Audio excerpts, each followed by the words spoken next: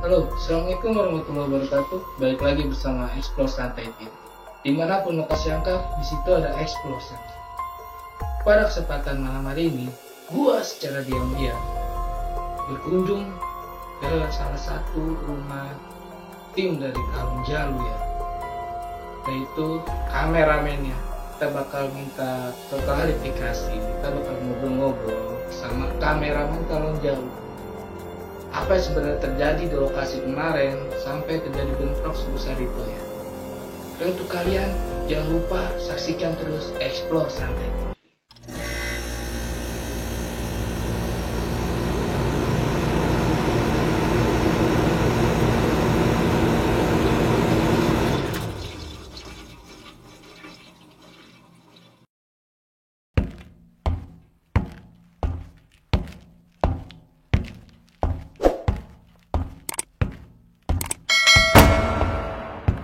Terjadi masalah lagi, chaos lagi, bahkan banyak sampai terjadi teman-teman yang udah Dengan bohong! Hah? Lu nantang gua kemarin! Buset!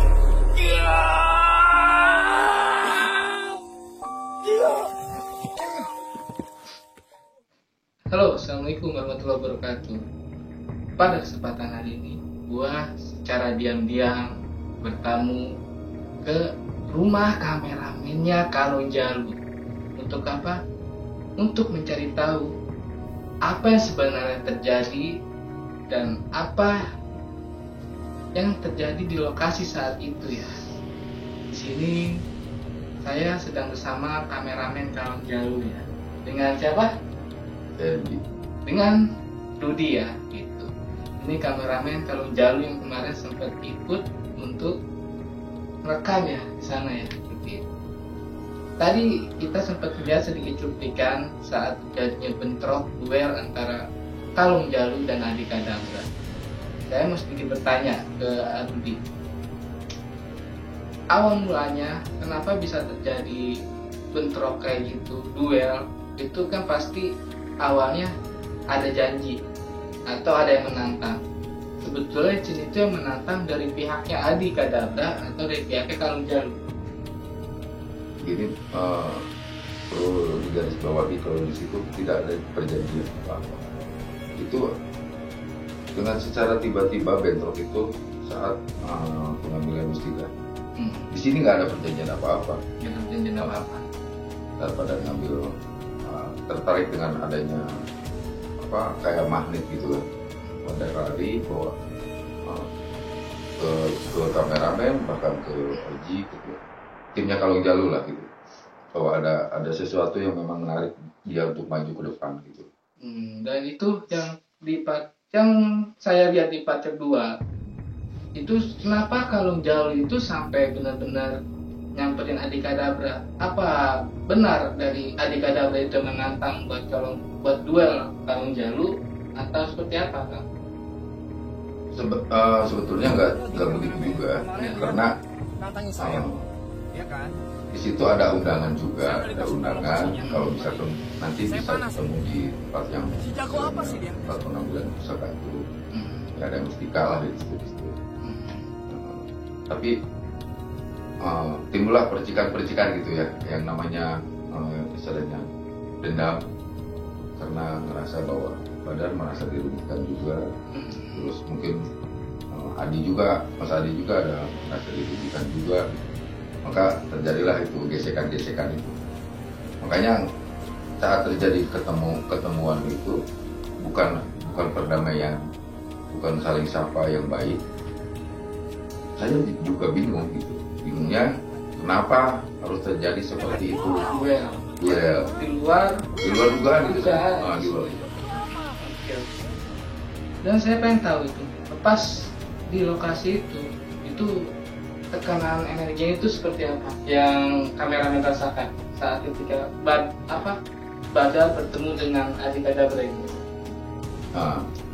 Saya ngelihat saya sebagai kameramen di situ, saya ngelihat juga kameramen Adi Kadabra. Saya ngelihat misalnya saling sorot gitu, saya tetapan bisa nggak nih gitu kita alihkan dengan cara damai. Jangan sampai ada terjadi bentrokan seperti ini. karena memang udah istilahnya di situ udah terjadi, kalau kata orang ini udah nasi udah jadi bubur gitu, harus fight di situ, dan di situ saling menonjolkan dengan kekuatannya. Dan itu juga nanti kita cantumin nih videonya di sini ya. Bisa ini nggak? Bisa Itu video ketika kameramen itu mengucapkan Nah, Adi, gimana bisa kemarin apa itu ada dengan perjanjian apa sama kamu? damai. Ya. Nih videonya ya. Oke. Seperti itu. Jadi emang di sini tuh pure kameraman itu nggak tahu kondisi situ ya. Awalnya hanya sekedar undangan, dipikirnya bakal secara damai, ternyata malah terjadi bentrok, Malah emosi. emosi. Mungkin kan yang ada di sekitar juga negatifnya kuat ya. Iya. Jadi semua yang ada di situ udah terbawa suasana dengan emosi. Jadi ke bawah panas semua. Jadi seperti itu kawan-kawan ya. Nih. Jadi untuk kalian terus aja saksiin bagaimana kelanjutan. Ya kan? Semoga aja ada titik terang yang berujung perdamaian. Ya. Betul. Seperti itu. Itu wajib ditonton. Nggak ada istilahnya bentrok-bentrokan lagi seperti itu. Dan kemarin pun benar, itu kemarin ketika duel, yang videonya ada di sini nih, ketika duel itu Adi Kadabra dan Badar itu seimbang saya lihat. Ketika kejadian duel 1 lawan 1, itu dua-duanya sama-sama terbang, Betul. mental, sama-sama mental seperti itu. Masing-masing punya energi yang begitu besar ya, Mak. Dan itu baru separuhnya istilahnya yang punya Badar gitu, baru separuhnya, karena Badar punya istilahnya punya ilmu pamungkas, dia baru menguasai baru tiga tahap level 3, dan semua itu ada 8 yang mesti dia lalui gitu. Apalagi kalau misalkan sampai 8 nggak seperti itu, maka mungkin langsung tumbang ada gitu. Itu baru level 3 gitu. Keterangan dari kameramen ya. Jadi demi Allah, di sini saya datang ke rumah kameramen tanpa sepengetahuan tim Kalung Jalu, terutama Badar. Saya sengaja datang ke sini. Saya ingin mengklarifikasi, ingin tahu sebenarnya apa yang terjadi sampai terjadinya duel antara Kalung Jalu dan Adi Kadabra di part kedua ya. Di video awal tadi itu kelihatan duelnya itu sangat sengit ya. Banget. Sangat sengit. Itu beneran ngadu energinya itu kuat. Itu bukannya main-main lagi. Itu kalau kita misalkan mungkin kalau yang baru gitu, kameramen, kalau bisa ngikutin itu adanya dari belakangnya Badar, itu otomatis akan terkena energi yang begitu dahsyat. Karena kalau sudah jadi bentrokan seperti itu, kita berusaha ngambil itu momen yang penting itu dari samping. Untuk menghindari bentrokan. Karena masing-masing mengeluarkan tenaga dalam yang cukup dahsyat. Dua-duanya memang dahsyat banget gitu. Dan sekarang pertanyaan terakhir, keadaan dari Kang Badar sekarang ini tuh apa benar-benar udah pulih 100%, apa masih masa pemulihan? Setelah pertempuran itu Masih bisa dilerai. adu saktian lah ya, Kameramen gimana? istilahnya. Itu Badar pulang ke Kameramen gimana nih? Kalung Jalu itu, di situ ada master di maka apa ini bukan yang Badar itu sudah meditasi.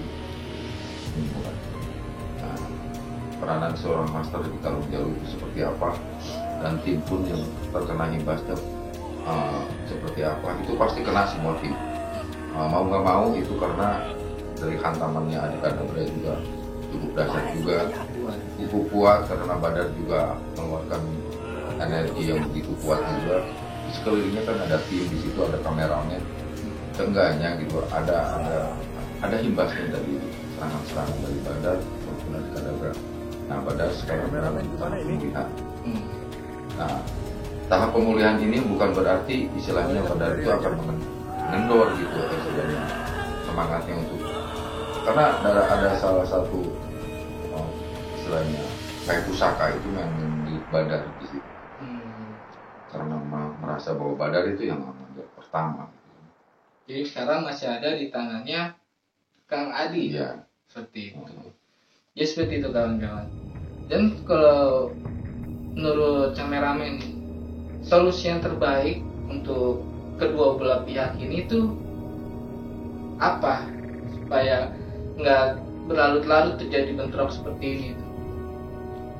Sebelum apa istilahnya ambil ke arah situ, ini tidak menutup kemungkinan antara Badar dengan Adi Kadabra ini, kalau satu saat dia akan mengundang lagi Kalong Jaluk, kalau enggak dari Adi Kadabra sendiri yang datang langsung ke tempatnya istilahnya Padepokan Kalong Jaluk, tidak menutup kemungkinan. Kalau saya pribadi punya feeling itu akan terjadi bentrok lagi dari pihak Adi Kadabra maupun dari pihak Kalong Jaluk. Itu siapa yang datangin duluan? Kalau dia udah ketemu di situ duluan, tidak ada kata damai, biasanya seperti itu. Karena sifat Badar yang barbar banget gitu ya, istilahnya punya tekad, dia itu nggak mau istilahnya disemarangin orang gitu. Seperti itu. Oke kawan-kawan, mungkin kita cukup untuk interview malam hari ini bersama kameramen dari Kalong Jaluk Arudi ya. Terima kasih banyak udah mau memberi saya kesempatan untuk berdiskusi, interview, menceritakan secara detail apa yang sebenarnya terjadi part 2 itu sampai benar-benar terjadi duel. Dan untuk kalian semua, terima kasih sudah menonton channelnya Explore Santai TV. Jangan lupa ketik like, komen, subscribe, share sebanyak-banyaknya ke teman-teman kalian. Oke, saya pamit. Wabillahi taufiq wal hidayah. Assalamualaikum warahmatullahi wabarakatuh. Dimanapun lokasi angker, di situ ada Explore Santai.